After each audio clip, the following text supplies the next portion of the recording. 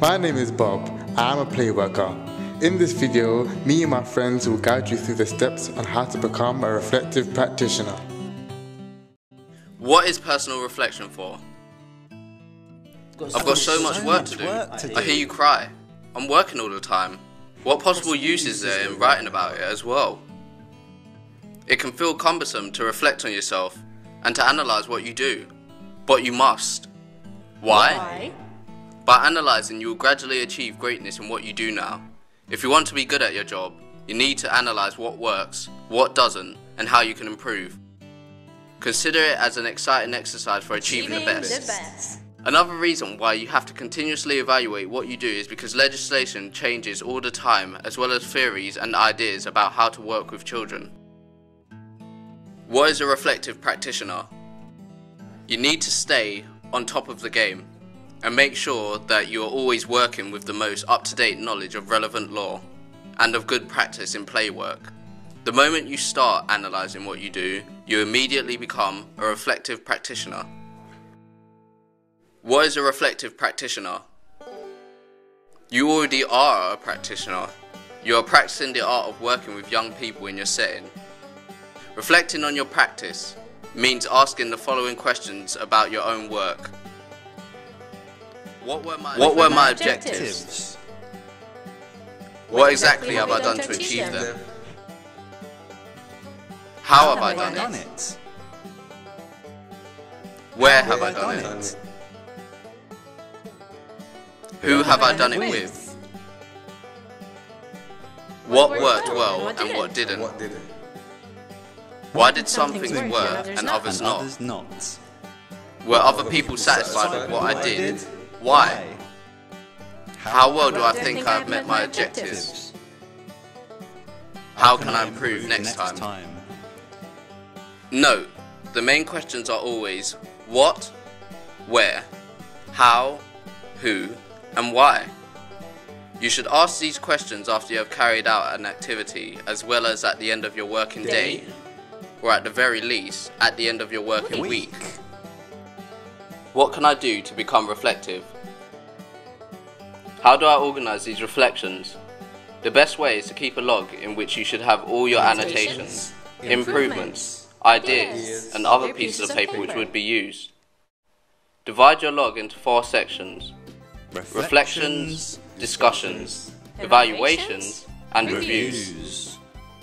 Reflections are your own random notes on how your day has been, like a diary entry. Discussion. This can be meetings or informal chats with colleagues. Make notes of what you learn about your practice and then file them. Evaluations. These are like reflections, but with formal structure, like the ones you'll see in the next task. Reviews. These are also formal, such as appraisals and job reviews with a senior or manager. You should keep a record of what was said. A little note about criticism. Effective way of monitoring on how well you're doing is to ask other people. They can see the things you do objectively and can notice things that you may be too busy to see about your own work. They might also have more experience than you and can help you. Ask people for feedback regularly, over a coffee break or in a formal job review. Make notes and write them down. Asking for feedback is a double-edged sword. It is nice to know what you are doing well, but eventually you will be criticised. People will tell you when you are doing wrong. Write it down. Say thanks for your comments and ask if they have suggestions for how you can improve. Write their suggestions down. This way you will encourage respect and people will always be happy to help you in the future. If you react defensively, people will be reluctant to give you advice next time if you ask for it. A note about how good you are at things. Don't be afraid to fail. Nobody is perfect. Everyone at Play Scheme is striving to improve themselves.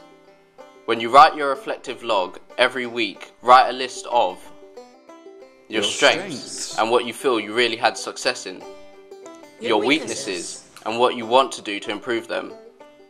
If you write down your strengths, you will see evidence of how good you are at some things, and it will give you courage to confront the things you are less good at or feel you need to work on. The story to hear. Konstantin Stanislavski was a famous actor, but famous for being terrible at acting. His one desire in the world was to be good at what he loved. But time after time, he would go on stage and feel the inevitable onslaught of tomato throwing, boos, hisses, and exclamations from the audience to get off stage. Stanislavski didn't give up because of his self-esteem again. He strove to perfect what he did and began to write down his observations, thoughts, and techniques for becoming a good actor. He studied the art tirelessly, day and night. Eventually, what he wrote down was a series of steps, a broken down process, to serve as a guide for acting. His book was published and changed the face of acting forever. Stanislavski, ironically, remained a hopeless actor until died. However, the technique he had penned became a Bible that is still followed by actors around the world. Famous actors such as Robert De Niro, Al Pacino, Marilyn Monroe, James Dean, and Tommy Lee Jones have all sworn by this technique and methods that derive from it. Stanislavski confronted his daily failures head-on instead of avoiding them, and as a result became one of the most famous names in the history of theater and consequently film. A valuable lesson.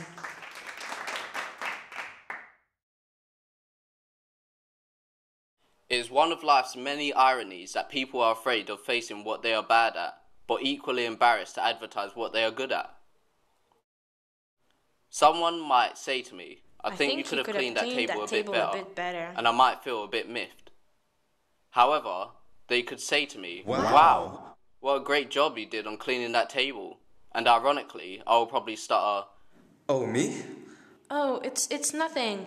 I just kind of, It was easy, really, not hard at all. People fear announcing their skills and accepting compliments.